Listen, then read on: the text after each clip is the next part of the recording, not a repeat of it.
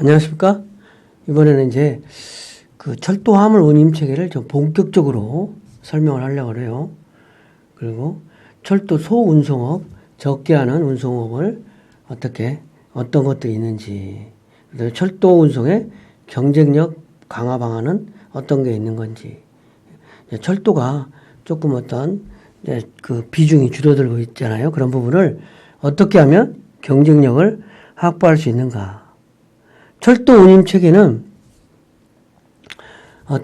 우리나라에서 철도 화물 운임 체계는 화차의 취급 운임과 컨테이너 취급 운임 그리고 혼재 운임으로 되어 있다. 그러니까 첫 번째는 화차 취급 운임. 차량 단위로 그러니까 화차에 실은 거 얼마냐. 두 번째는 컨테이너당 얼마냐. 세 번째는 혼재 운임이다. 화차 취급 운임은 지난 시간에도 설명을 했지만 좀 기본적이면서 또 중요하니까 여러 번 또 설명을 하는 거예요. 화차 취급 운임에는 내일 운임을 기본한 철도 운임과 출발 도착, 그러니까 발착 양단의 통운 요금, 그리고 철도 운임은 거리대별 톤당 운임의 운임 계산 톤수를 곱해서 된다. 즉 거리는 1톤 거리마다 얼마냐, 또 운임률이 얼마냐, 이렇게 해서 철도 운임이 책정된다는 거죠. 그래서 이거를 잘 정리해보면 철도의 운임은 철도역 간 거리에 거리가 얼마 되느냐, 톤당 운임은 얼마냐, 그 다음에 실제로 운송하는 중량이 얼마냐, 거리, 톤당 중량, 이 세 가지 변수에 의해서 화차 취급 운임이 결정된다, 이렇게 설명할 수 있는 거죠.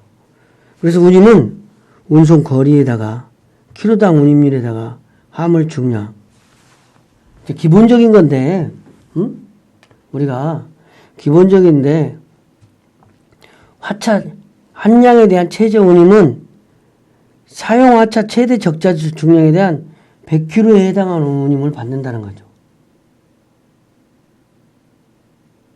그래서 화차 한 량을 70kg 운영하더라도 100kg 적용해서 요금 받고 1kg 미만이라든지 1톤 미만의 중량은 반올림해서 요금이 책정된다. 물론 철도를 1kg 미만 운송하는 그런 철도는 없겠지. 근데 최종 254.3이다. 그러면 250 반올림 절삭하고 254만 받든가 6이다. 255 받는 키로 요금 받는다, 이런 거지. 그죠? 그래서 기본적으로 당연한 얘기지만 운임은 운송 거리에 1kg당 얼마냐, 총 중량이 얼마냐, 이거 해서 운임 받는다. 이거 되게 기본적이고 중요한 사항이다. 근데 컨테이너 취급 운임은 컨테이너당 얼마나 받는다. 그러면 컨테이너가 20피트, 40피트, 45피트 이렇게 있어요, 주로. 이게 컨테이너도 이제 어떤 물류의 합리화를 위해서 규격이 좀 정해져 있잖아요. 그래서 이 피트가 딱 규격이 정해져 있다. 그래서 컨테이너 취급 운임은 뭐냐? 컨테이너 취급 운임에도 화차 취급 운영과 마찬가지로 철도 운임과 통운요금으로 구성되며 요금 방식도 좀 비슷하다. 근데 냉동 컨테이너 같은 거는 할증 제도가 있고 해상 컨테이너 경우는 할인 제도가 있다라는 거죠. 냉동 컨테이너는 할증 제도가 있는 거예요. 아무래도 냉동 컨테이너는 시설 설비 이런 게 들어가잖아. 그죠? 그리고 전기요금 이런 게 들어가잖아. 그러니까 돈 많이 받아야 되고 해상에는 좀 깎아준다는 거죠. 그래서 이 톤당 얼마인다. 그리고 최저 운영은 얼마다. 정해가지고 20피트냐 40피트냐 45피트냐 이에 따라서 요금이 달라진다는 거죠. 그래서 컨테이너 취급운임도 운송 거리가 얼마냐, 키로당 얼마냐,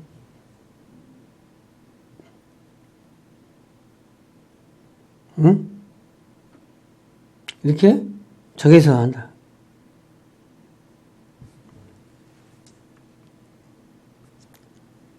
혼재화물 운임은 발송과 도착 혼재 기간의 철도 운임에 대한 고객 운임과 발착지 기지 양단의 집화료 및 배달료로 구성된다. 그리고 품목 할증, 특대 할증 제도가 있으며 특별한 요청 사항이 있을 때에는 그에 따른 중기료와 재반 요금이 부담될 수 있다는 거죠. 그래서 중량에 따라서 5kg 더 할 때까지 이렇게. 그리고 이제 중량이 10kg 미만일 때는 조금 더 혜택을 주고 소화물의 종류에 따라서 할증 운임을 계산도 하고 뭐 이렇게 해서 혼재 운임을 한다. 철도 운송업은 어떤 거가 있냐? 철도 운송업. 철도 운송업에는 철도를 이용해서 화물을 운송해주는 업체, 알선에서 화물 철도 전용 화물 업체. 철도 소운송 업체란 철로로 운송되는 타이너 화물에 대해서 철도와 화주의 중간에 운송의 주선, 집화, 배달, 하여, 기타 부터 서비스를 제공하고 대가를 받는 사업자. 그러니까 철도 화물 대행사다. 근데 주로 소량으로 하니까 철도 소운송 업자다. 그러니까 중개해주는 고객이다. 이렇게 보면 되는 거죠. 철도 소운송 업체가 왜 필요하냐? 근데 요즘은 고속버스에 고속버스에도 택배 업체가 붙어서 뭐 만약에 서울에서 좀 부안 이런 데 가는 데 있잖아요. 그러면은 그 고속버스 편으로 화물을 붙여. 그러면 고속버스 부안 터미널에서 화물을 받아가지고 배달을 해줘. 뭐 이런 부분이 있어요. 요금 받는 거지. 그러니까 사람만 싣는 게 아니라 그런 것처럼 철도도 소운송업체가 있다는 거죠. 이런 대행사가 필요한 거는 상하역 작업이 해준다는 거죠. 대신. 그 다음에 철도의 작업장을 보관 화물을 관리도 해주고, 철도와 화주를 연계해주고, 그 다음에 도착지에서 화주의 대리인 역할을 하는 거죠. 내가 화물을 고속버스 터미널에서 붙여. 그러면 뭐 부안이라든지 시골 터미널 그 대여업자가 받아가지고 개인집에 배달을 해주는 거야. 대신 대리인 역할을 해준다는 거죠. 근데 철도 운송이 자꾸 요즘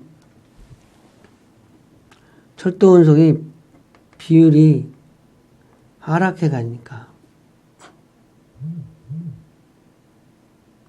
화물 트럭이라든지 이런 거는 높아지는데 이러기 위해서는 하역을 효율화해야 한다. 상하차 작업을 기계화, 지게차라든지 컨베이어, ULS 단순화, 화물을 규격하고 단순화해야 된다는 거죠.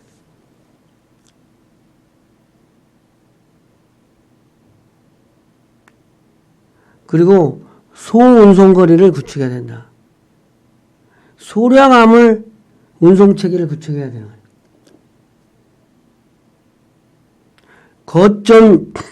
거점역화와 열차 운행의 정기화, 철도역의 물류기지화, 복합 물류터미널 부곡, 양산, 장서역에 철도역 물류 복합 터미널이 있어요. 그래서 연계 운송의 유연성을 확보해야 된다는 거죠. 그래서 철도 소운송업이 있는데 철도 소운송업이 있는데 많이 있지는 않지만 요즘에 이제 고속버스가 산지 곳곳에 가고 있잖아요. 서울 고속버스 터미널에서 화물을 붙여. 그러면 정업이라고 그래. 고속버스에다가 화물칸에다가 짐칸에다 실어 붙이면 정업역에서 그거를 받아가지고 자기가 배달을 해주는 사람이 있다니까. 그게 상당히 곳곳에 각각 지역마다 다 있는 거지. 그런 것들이 어떻게 보면 고속버스 소운송업이죠.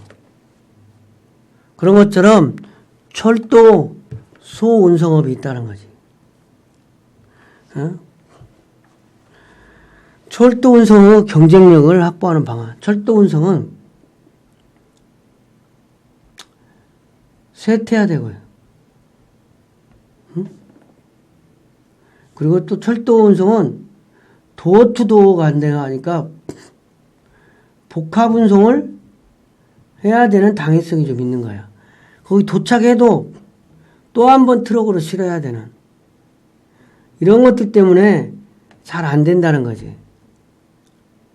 그런데 경쟁력을 확보하려면 하역을 효율화해야 된다는 거지. 그래서 상하차 작업을 기계화를 해야 된다.